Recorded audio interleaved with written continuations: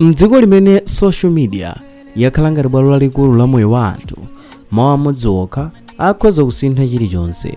Post imodzi yokha pa Facebook, TikTok kapena WhatsApp ingapangitse munthu kukhala wotchuka kapena kuwonongedwa mbiri yake mkati mwa maola ochepa kwambiri. Masiku ano anthu ambiri sakudikira umboni kapena kufufuza mozama asanakhulupirire nkhani ina ake. Anthu amaona post, amawerenga makomenti ochepa, ndipo nthawi yomweyo amakhulupirira chilichonse chomwe chaonekera pa intaneti.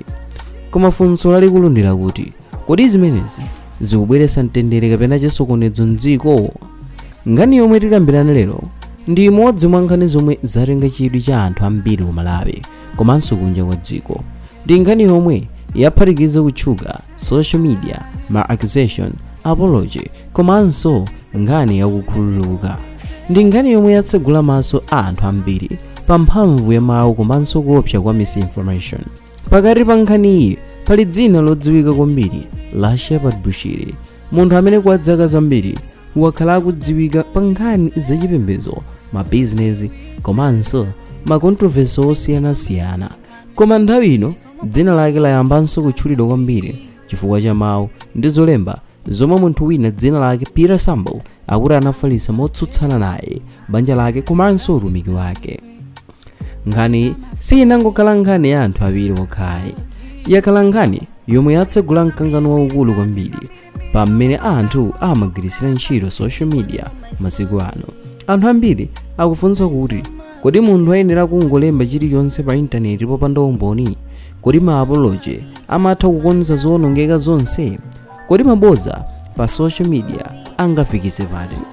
Pamene anthu ena anali kutsatira nkhani ndi chidwi chachikulu, ena anayamba kuona ngati ndi phunziro lalikulu kwa dziko lonse, chifukwa nthawi zambiri mawu omwe anthu amalemba mokwiya kapena mosaganiza bwino amatha kubweretsa mavuto akulu kwambiri kuposa momwewo amaganizira. Mbiri ya munthu ingawonongeke, mabanja angasokonekere, anthu angayamba chidani.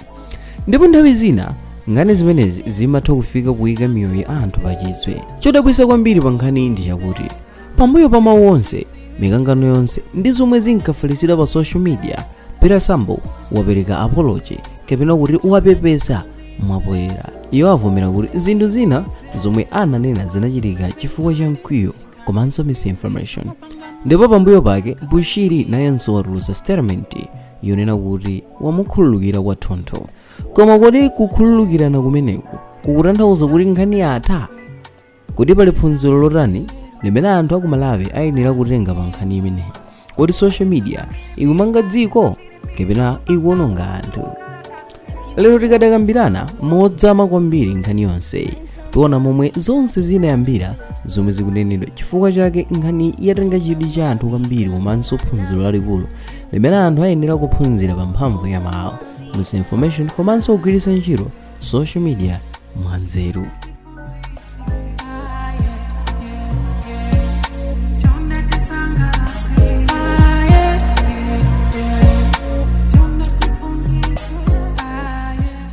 Mzaka zaposachedwapa social media yakhala malo amphamvu kwambiri. Anthu ambiri amagwiritsa ntchito Facebook, TikTok, WhatsApp, YouTube ndi ma platform ena kuti afalitse nkhani mwachangu kwambiri. Koma mphamvu imeneyi ili ndi mbali ziwiri, ikhoza kumanga munthu kapena kumuwononga, ikhoza kufalitsa choonadi kapena maboza. Ndipo nkhani ya Bushiri ndi Peter Sambo ikuoneka ngati chitsanzo chenicheni cha mmene mawu apa intaneti angasinthe moyo wa munthu kapena kubweretsa mikangano ikuluikulu kwambiri. Malinga ndi statement yomwe Bushiri watulutsa pa 12 May 2026, Peter Sambo anayamba kufalitsa nkhani ndi mawu omwe Bushiri akuti anali abodza komanso odzaza ndi mkwiyo. Nkhani zimenezi zikuti zinkakhuza moyo wake, banja lake komanso ntchito yake ya utumiki. Anthu ambiri anayamba kukambirana nkhani iyi pa social media, ndipo zinafika kuti anthu ena anayamba kukhulupirira zomwe zinkafalitsidwa ngakhale kuti sizinasimikizidwe bwino. Chinthu chofunika kwambiri pa nkhani ndi chakuti Peter Sambo pambuyo pake wapereka apology kapena kuti wapepesa mwapoyera. Izi zikutanthauza kuti iye wavomera pamaso pa anthu kuti zinthu zina zomwe ananena kapena kufalitsa sizinachitike moyenera. Kudzera mawu akupepesa akewo, iye wanena kuti anachita zinthu chifukwa cha mkwiyo, anakhuzidwa ndi misinformation ndipo sanaganize mozama zazotsatira za zomwe akufalitsa.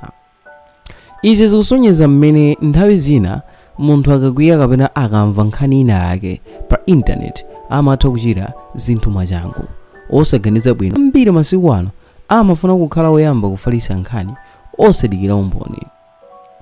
Koma vuto lake ndi lakuti mawu akangotuluka pa social media zimakhala zovuta kwambiri kuwabweza. Bushiri mu statement yake sanangosonyeza kuti walandira apology ayi, koma wanenanso kuti wamukhululukira kwathunthu. Izi ndi zimene zakhuza anthu ambiri chifukwa nthawi zambiri anthu akamanyozedwa kapena kuyimbidwa mlandu wabodza amatha kusunga mkwiyo kwa nthawi yayitali. Koma iye wanena kuti monga munthu wokhulupirira mwa Mulungu wasankha njira yakukhululuka. Komabe mkati mwa statement yake munalinso chenjezo la mphamvu kwambiri kwa anthu onse aku Malawi. Bushiri wanena kuti anthu sayenera kunyalanyaza mphamvu ya mabodza, markization osatsimikizika komanso propaganda. Iye wanenanso kuti zinthu zoterezi zingaononge mbiri ya munthu, ubwenzi wa anthu, mgwirizano wa dziko komanso moyo wa anthu osalakwa. Pofotokoza kuopsa kwa nkhani zosatsimikizika, Bushiri anatchulapo chochitika china chomvetsa chisoni chomwe chinachitika ku Malawi kumene allegation imodzi yokha inadzetsa chipolowe mpaka anthu 7 kutaya moyo wawo. Iyi ndi nkhani ija imene yatchuka kwambiri yomwe anthu ena amanena kuti maliseche awo akumabedwa zimene zachitika ku Lower Shire m'madera a Nsanje komanso Chikwawa kumene anthu 5 aphedwa powaganizira kuti amasowetsa maliseche anthu m'masenga. Koma malingana ndi kafukufuku zidapezekanso kuti nkhani ndi yabodza, anthu amangofalitsa kuti anthu ena amangidwa chifukwa chochita upo kapena kuchitira anthu chipongwe asanafufuze.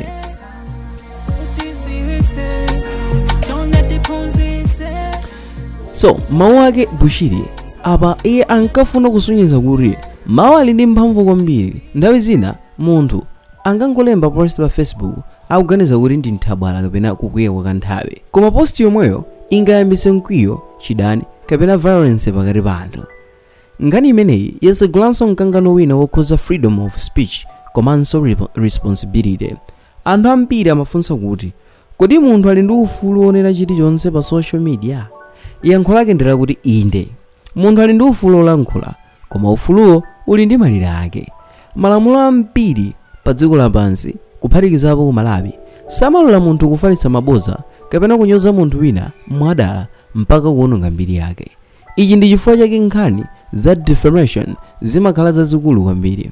Defamation imachitika munthu akafalitsa mawu kapena nkhani zabodza zomwe zingapangitsa anthu ena kumuona munthu wina ngati woyipa kapena wachinyengo. Ngati munthu sangapereke umboni wa zomwe wakunena, akhoza kukumana ndi mavuto a malamulo. Choncho nkhani ya Sambo ikuoneka ngati yakhuza mbali imeneyi chifukwa apology yake ikusonyeza kuti avomera kuti zina zomwe anafalitsa sizinali zolondola. Anthu ambiri pa social media tsopano akugawikana pa maganizo a nkhaniyi. Ena akunena kuti Bushiri wachita bwino kukhululuka Sambo, ena akuti wachita bwino kuvomereza zolakwa zake, ndipo ena akuti nkhani iyenera kukhala phunziro kwa anthu onse. Koma ena akuti nkhani zoterezi zimasonyeza mmene social media yakhala malo ovuta kwambiri masiku ano chifukwa munthu akhoza kuwononga kapena kuwonongedwa mbiri mkati mwa maola ochepa basi. Ndiponso pali anthu ena amene akunena kuti apology yapoyera simatha nthawi zonse kukonza zonse zomwe zawonongeka, chifukwa nthawi zina munthu akanyozedwa pa internet anthu ambiri amamva nkhani yoyamba koma samamva apology yomwe imabwera pambuyo pake. Ichi ndi imodzi mwa mavuto apa social media masiku ano. Mabodza amafalikira mwachangu kwambiri kuposa choonadi. Anthu amakonda kwambiri maskandal, drama ndi nkhani zochititsa mantha. Choncho nthawi zina munthu akawonongedwa mbiri yake zimakhala zovuta kuti dzina lake liyerenso. Bushiri mu statement yake anamalizanso ndi uthenga wa mgwirizano ndi umunthu. Iye wanena kuti dziko la Malawi lingakhala lamphamvu kwambiri ngati anthu azilemekezana, azilankhula pa nzeru, azigwiritsa ntchito social media bwino. komanso azisiya chikhalidwe chokondana ndi kuwonongana. Uthenga wakewu ukuoneka ngati ukuyesera kulimbikitsa anthu kuti asamakhale moyo wodana komanso ofuna kuwononga ena pa intaneti. Masiku ano anthu ambiri amagwiritsa ntchito ma fake accounts, ma insults ndi ma rumors kuti awononge anthu ena. Koma nkhani iyi kutiphunzitsa kuti zinthu zimenezi zimatha kubweretsa mavuto akulu kwambiri kuposa momwe anthu amaganizira. Ponena za funso lakuti kodi Sambo tsopano ndi mfulu, yankho lake limadalira mbali ziwiri. Mbali yoyamba ndi ya Bushiri mwini wake. Pambali imene Bushiri wayika poyera kuti wamukhululukira ndipo walandira apology yake. Zimenezi zikutanthauza kuti pa ubale wa pakati pawo akuoneka ngati akufuna mtendere ndi kutseka nkhani. Koma mbali yachiwiri ndi ya malamulo. Ngati panalibe mlandu wa ku polisi kapena khoti, ndi kuti apology yo ingakhale yokwanira kuthetsa nkhani. Koma ngati panali case yomwe inafikitsidwa ku khoti kapena mabungwe ya malamulo, ndiye kuti zimadalira zomwe khoti kapena akuluakulu angasankhe. Komabe kuchokera mu statement yomwe yatulutsidwa zikuoneka kuti cholinga chachikulu tsopano sikubwenzera kapena kulanga, koma kuphunzitsa anthu zakuopsa kwa misinformation, ma fake news ndi ma reckless accusations. Nkhani imeneyi yasiya phunziro lalikulu kwambiri kwa anthu ambiri ku Malawi komanso kunja kwa dziko, ndipo yasonyeza kuti mawani ndi mphamvu social media simalo osewerera, ndipo choonadi chiyenera kusogolera nthawi zonse. Mdziko limene anthu ambiri tsopano amadalira intaneti pa nkhani zonse, munthu aliyense ayenera kukhala wosamala kwambiri ndi zomwe amalemba kapena kugawira anthu ena, chifukwa nthawi zina post imodzi itha kapena ikhoza kusintha moyo wa munthu, kubweretsa chidani pakati pa anthu kapena kuyambisa mavuto akulu kwambiri amene sangathe kukonzedwanso mosavuta. Pamapeto pake nkhani ya Shepherd Bushiri ndi Peter Sambo si nkhani ya anthu awiri okhayi, ndi galasi lomwe likusonyeza momwe moyo wa masiku ano wasinthira chifukwa cha mphamvu ya social media. Ndi nkhani yomwe yatiphunzitse kuti mawu ali ndi mphamvu yoposa momwe anthu ambiri amaganizira. Mawu amatha kumanga munthu, koma nthawi yomweyo amatha kumuwononga. Mawu amatha kubweretsa mtendere, koma nthawi yomweyo amatha kuyambitsa chidani, mikangano komanso mavuto akulu kwambiri. Masiku ano anthu ambiri amaona ngati kulemba pa Facebook kapena kutumiza message pa WhatsApp ndi zinthu zosavuta zopanda zotsatira, koma choonadi nchakuti zinthu zomwe timanena pa internet zimatha kukhala ndi mphamvu yosintha miyoyo ya anthu. Anthu ambiri awonongeka mbiri chifukwa cha maruma, ena ataya mabwenzi, ena ataya ntchito, ndipo ena akhala moyo wovutika chifukwa cha nkhani zomwe zinayamba ngati post ya pa social media. Nkhani imene yatiphunzitsanso kuti kukwiya sikuyenera kusogolera mawu athu. Anthu ambiri akakwiya amalemba zinthu zomwe pambuyo pake amazanong'oneza bondo, koma vuto lake ndi lakuti intaneti simayiwala mosavuta. Chinthu chikangofalitsidwa anthu ambiri amachisunga, kuchisheya komanso kuchifalitsa mopitirira momwe munthu ankayembekezera, ndipo nthawi zina apology imabwera mochedwa kwambiri pamene mbiri ya munthu yawonongeka kale. Komabe mbali ina ya nkhani yomwe yakhuza anthu ambiri ndi nkhani yakukhululuka. Bushiri watuluka poyera kunena kuti wamukhululukira Sambo. Ichi ndi chinthu chimene anthu ambiri akuti ndi chachikulu, chifukwa kukhululuka si chinthu chosavuta makamaka munthu akamva kuti mbiri yake yawonongeka pamaso pa anthu ambiri. Koma uthenga wake ukuoneka ngati ukuyesera kusonyeza kuti mtendere ndi wabwino kuposa chidani komanso kubwenzera. Nkhani iyeneranso kukhala chenjezo kwa aliyense amene amagwiritsa ntchito social media. Tisanalembe post tiyenera kuzifunsa kuti kodi zimene ndikulembazi ndizoona, kodi ndili ndi umboni, kodi mawu anga angabwereke munthu, kodi post yanga ingabweretse mavuto kwa anthu ena.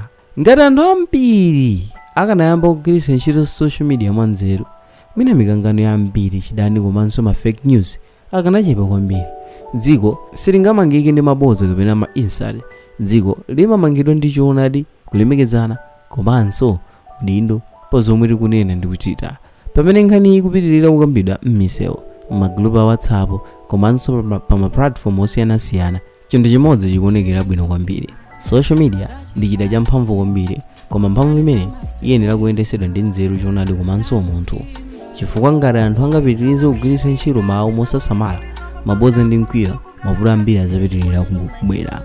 Phunziro lalikulu limene tatsala nalo pa nkhani imeneyi ndi lakuti mawu ali ndi mphamvu, choonadi chili ndi mtengo, ndipo social media siyenera kugwiritsidwa ntchito ngati chida chowonongera anzathu, koma ngati malo olimbikitsirana kuphunzitsirana komanso kumanga dziko labwino. Kufikira video ina imene tidzakonzenso, bwerani ndine wanohano nthawi zonse Mike Thompson. Pitirizani kuonera ma videos osiyanasiyana pa Sam Mavita YouTube channel. Until next video, bye.